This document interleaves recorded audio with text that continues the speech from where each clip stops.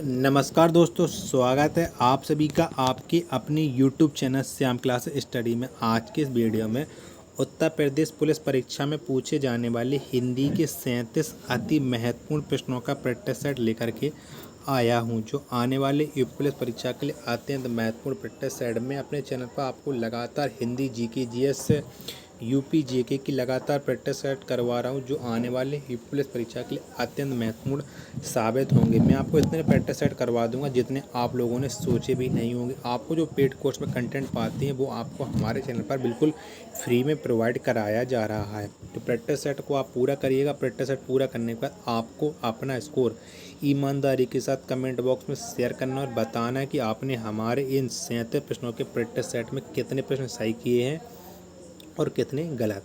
Video पसंद आती है तो वीडियो को आप लाइक कर देना। चैनल को आपने अभी तक सब्सक्राइब नहीं किया तो चैनल को आप जरूर सब्सक्राइब कर लीजिएगा। और इस प्रैक्टिस सेट को पूरा करने के बाद इसे आप अपने सभी छोटे भाई बहनों के पास जरूर शेयर कर देना, जिससे वो भी लोग इस प्रैक्टिस सेट को लगाएं और उन लोगों को भी अपनी तैयारी का पता लग पाए कि उनकी तैयारी यूपी पुलिस परीक्षा 2023 के लिए कैसी चल रही है। इससे पहले मैं हिंदी के 237 प्रैक्टिस सेट अपलोड कर चुका हूँ। अगर आपने वो नहीं देखे तो प्लेलिस्ट में आपको सारे प्रैक्टिस सेट मिल जाएंगे, वहाँ से जाकर के आप सारे प्रैक्टिस सेटों को लगा सकते हैं। तो चलिए शुरू करते हैं आज का अपना हिंदी का प्रैक्टिस सेट नंबर 238।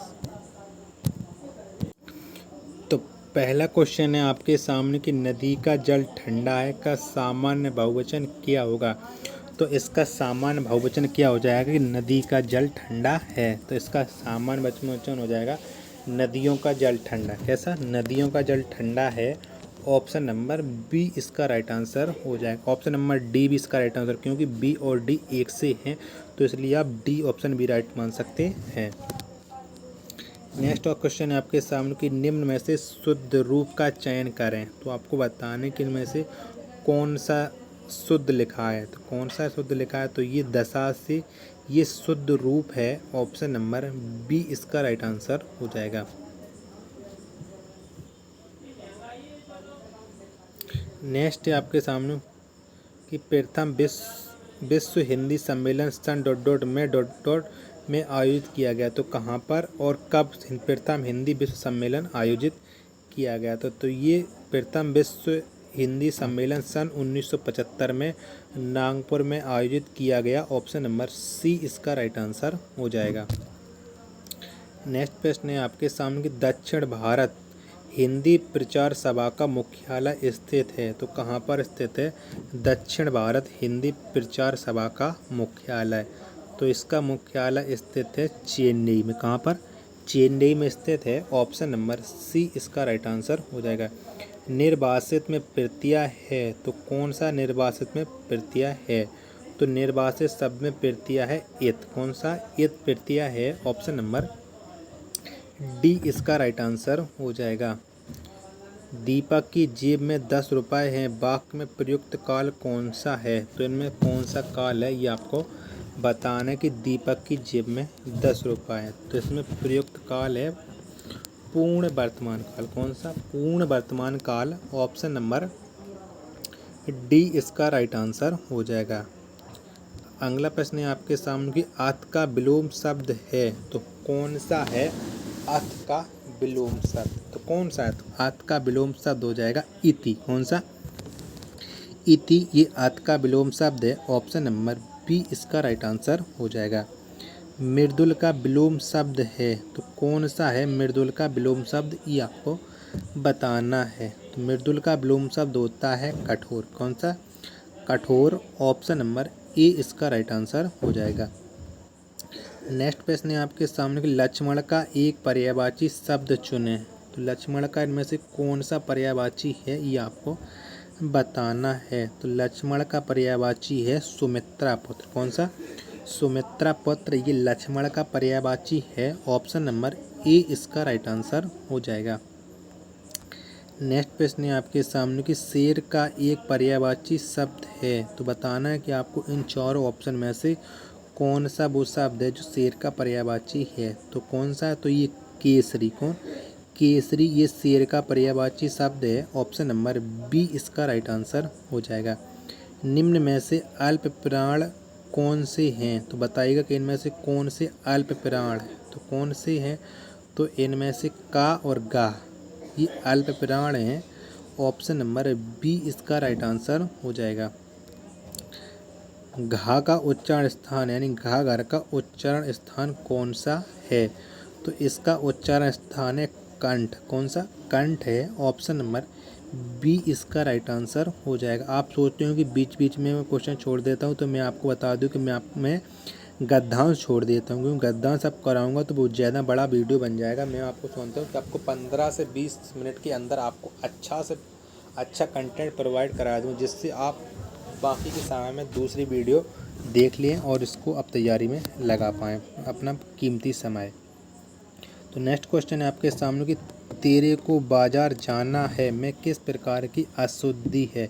तो इसमें किस प्रकार की अशुद्धि है कि तेरे को बाजार जाना है? तो इसमें अशुद्धि है सर्वनाम अशुद्धि। कौन सी है? सर्वनाम अशुद्धि है। तेरे को नहीं आया होना चाहिए, तुम्हें बाजार जाना है। ऑप्शन नंबर बी इसका राइट आंसर हो जाएगा। विनायक का पर्यायवाची शब्द है, तो कौन सा है विनायक का पर्यायवाची, ये आपको बताना है। तो विनायक का पर्यायवाची शब्द है गणेश। कौन सा? गणेश ये विनायक का पर्यायवाची शब्द है। ऑप्शन नंबर डी इसका राइट आंसर हो जाएगा। आमिर खुसरो का वास्तविक नाम क्या था? तो क्या था आमिर खुसरो का वास्तविक नाम? तो इनका वास्तविक नाम था अबुल हसन। कौन? अबुल हसन ये आमिर खुसरो का वास्तविक नाम था। ऑप्शन नंबर सी इसका राइट आंसर हो जाएगा। घटा शब्द का बहुवचन रूप कौन सा है? तो कौन सा है घटा शब्द का बहुवचन? तो इसका बहुवचन हो जाएगा घटाएं। कौन सा? घटाएं। ऑप्शन नंबर ए इसका राइट आंसर हो जाएगा। फिसल पड़े तो हर गंगे का अर्थ है। तो इसका अर्थ क्या होगा कि फिसल पड़े तो हर गंगे? तो इसका अर्थ होता है मजबूरी में काम पड़ना। क्या? मजबूरी में काम पड़ना। ये फिसल पड़े तो हर गंगे का अर्थ है। ऑप्शन नंबर ए इसका राइट आंसर हो जाएगा। अगला प्रश्न है आपके सामने कि अलका सराबगी को किस रचना के लिए हिंदी साहित्य अकादमी पुरस्कार मिला? तो किसकी रचना के लिए मिला था अलका सराबगी को साहित्य अकादमी पुरस्कार? तो ये मिला था इन्हें कथित बाया बाईपास के लिए। किसके? कली कथा बाया बाईपास के लिए। ऑप्शन नंबर सी इसका राइट आंसर हो जाएगा। निम्न में मैथिली शरण गुप्त की रचना कौन सी नहीं है? तो कौन सी रचना इनमें से मैथिली शरण गुप्त की नहीं है? तो कौन सी नहीं है? तो इनमें से प्रिय प्रवास। कौन सी? प्रिय प्रवास ये मैथिली शरण गुप्त की रचना नहीं है। ऑप्शन नंबर बी इसका राइट आंसर हो जाएगा।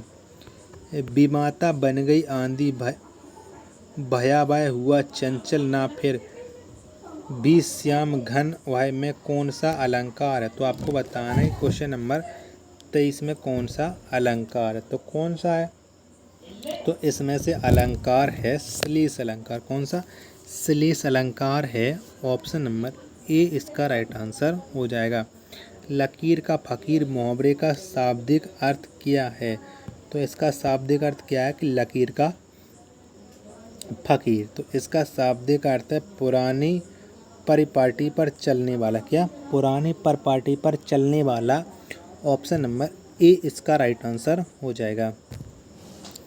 अगला प्रश्न है आपके सामने कि शुद्ध वाक्य पहचान हो। तो बताना है कि आपको इनमें से कौन सा शुद्ध वाक्य है। तो कौन सा है?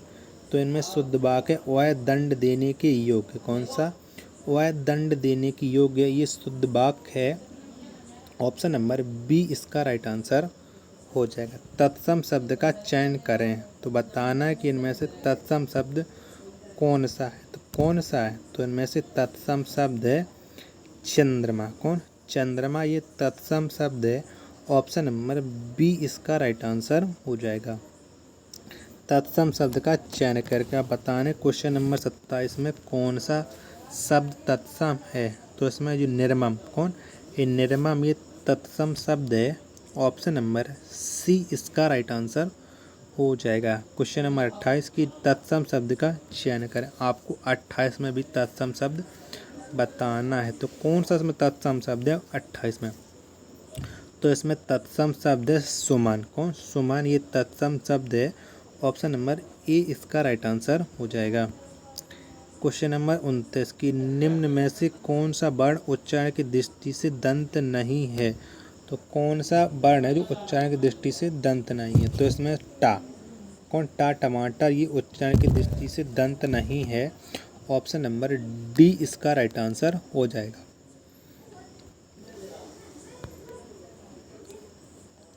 अगला प्रश्न है आपके सामने 30 के सूर्य के उदय होने वाला स्थान वाक्यांश के लिए सही विकल्प चुनें। तो सूर्य के उदय होने वाला स्थान वाक्यांश के लिए सही विकल्प हो जाएगा उदयाचल। कौन सा? उदयाचल। ऑप्शन नंबर ए इसका राइट आंसर हो जाएगा। इत्यादि का संधि विच्छेद होगा तो क्या हो जाएगा? इत्यादि शब्द का संधि विच्छेद, तो इसका संधि विच्छेद हो जाएगा इति प्लस आदि। कौन सा? इति प्लस आदि, ये इत्यादि का संधि विच्छेद है। ऑप्शन नंबर ए इसका राइट आंसर हो जाएगा। नेक्स्ट है आपके सामने कि जगदीश का सही संधि विच्छेद है, तो इसका संधि विच्छेद क्या हो जाएगा? जगदीश का, तो इसका संधि विच्छेद हो जाएगा जगत प्लस ईश। कौन सा? जगत प्लस ईश, ये जगदीश का संधि विच्छेद है। ऑप्शन नंबर ए इसका राइट आंसर हो जाएगा। प्रतिमान में कौन सा समास है? तो कौन सा समास है प्रतिमान शब्द में? तो इसमें समास है अव्ययी भाव समास। कौन सा? अव्ययी भाव समास है प्रतिमान में। ऑप्शन नंबर बी इसका राइट आंसर हो जाएगा। भारत की प्रथम देश भाषा कौन सी है? तो कौन सी है भारत की प्रथम देश भाषा? तो ये है पाली। कौन सी? पाली है भारत की प्रथम देश भाषा। ऑप्शन नंबर ए इसका राइट आंसर हो जाएगा।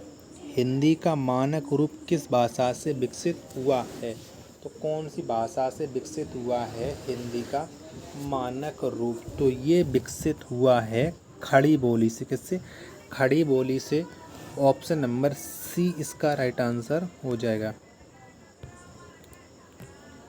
अगला प्रश्न है आपके सामने कि उत्तर प्रदेश में अनेक बोलियां बोली जाती हैं, वाक्य में बोलियां शब्द है, तो बोलियां कौन सा स्त्रीलिंग है कि पुल्लिंग है, ये आपको बताना है। तो अच्छा और अच्छी लगाने से स्त्रीलिंग और पुल्लिंग का पता लग जाता है। तो जो है अच्छी बोलियां, तो ये एक स्त्रीलिंग शब्द है। ऑप्शन नंबर सी इसका राइट आंसर हो जाएगा। मौसम आज कुछ सुहावना सा है, वाक्य में सुहावना शब्द किसका परिचायक है? तो ये किसका परिचायक है? सुहावना। तो ये परिचायक है विशेषण का। किसका? विशेषण का परिचायक है। ऑप्शन नंबर बी इसका राइट आंसर हो जाएगा। अगला प्रश्न है आपके सामने कि कवि शब्द किस शब्द का एक वचन है? तो ये किसका एक वचन है? कवि। तो ये एक वचन है कवि वृंद का। किसका? कवि वृंद का। ऑप्शन नंबर ए इसका राइट आंसर हो जाएगा। अगला प्रश्न है आपके सामने कि विप्र शब्द का समानार्थी है, तो कौन सा है विप्र शब्द का समानार्थी? तो इसका समानार्थी है ब्राह्मण। कौन सा? ब्राह्मण है। ऑप्शन नंबर सी इसका राइट आंसर हो जाएगा। व्यास सम्मान से सम्मानित उपन्यास न भूतो न भविष्यति किस लेखक की रचना है? तो ये किस लेखक की रचना है कि न भूतो न भविष्यति? तो ये रचना है नरेंद्र कोहली। किसकी? नरेंद्र कोहली की। ऑप्शन नंबर सी इसका राइट आंसर हो जाएगा। तो आप बताइए कि आपने हमारे इस प्रैक्टिस सेट में कितना स्कोर किया है। प्रैक्टिस सेट आपको कैसा लगा? प्रैक्टिस सेट पसंद आया हो तो वीडियो को आप लाइक, चैनल को आपने अभी तक सब्सक्राइब नहीं किया तो चैनल को आप जरूर सब्सक्राइब कर लीजिएगा। मिलते हैं अपन next video next practice set में। तब तक के लिए धन्यवाद। जय हिंद मेरे प्यारे साथियों।